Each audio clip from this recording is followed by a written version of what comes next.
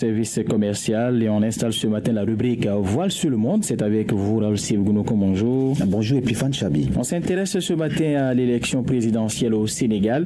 Vous nous dites que le scrutin présidentiel a été reporté à une date qui n'est pas connue et une décision qui divise bien sûr la classe politique. Oui, le président Macky Sall s'est exprimé à la nation ce samedi 3 février à quelques heures de l'ouverture de la campagne.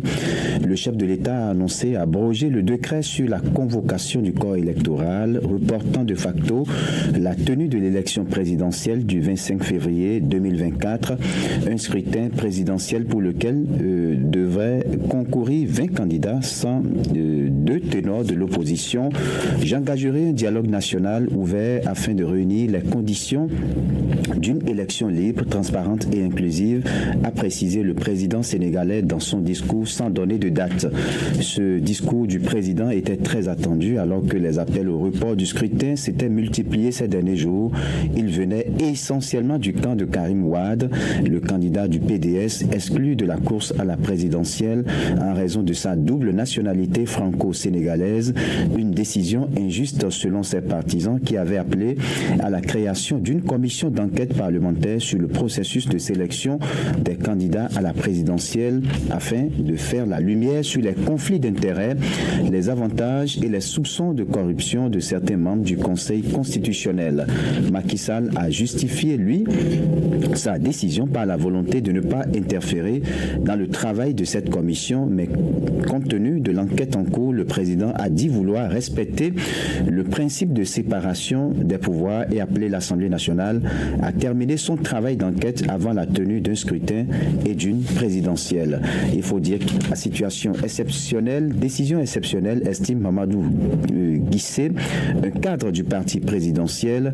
La meilleure décision est de marquer un pas et discuter pour rendre le processus meilleur et inclusif de façon à ce que l'élection soit libre et légitime aux yeux des populations, juge-t-il.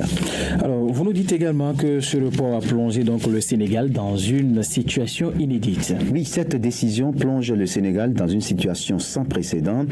Le président Macky Sall avait promis fin décembre de remettre le pouvoir début avril au président élu à l'issue du scrutin et l'a réitéré plusieurs fois. Ce report plonge finalement le Sénégal dans une situation inédite. Peu après l'annonce de ce report, le ministre secrétaire général du gouvernement, Abdou Latif Coulibaly, a annoncé dans un communiqué sa démission. Il dit partir pour pouvoir défendre ses opinions et ses convictions politiques. L'opposition, elle, crie au scandale et parle de coup d'État institutionnel et s'inquiète de la suite des événements. Le maintien de Macky Sall au pouvoir jusqu'aux prochaines élections est une violation de la Constitution selon l'opposition car il rallonge son mandat. L'opposition est vent debout contre ce report. Les principaux candidats de l'opposition parlent de haute trahison contre la République. L'opposant sénégalais Khalifa Sall, un des principaux candidats annoncés à la présidentielle, a appelé les Sénégalais à se lever contre ce report.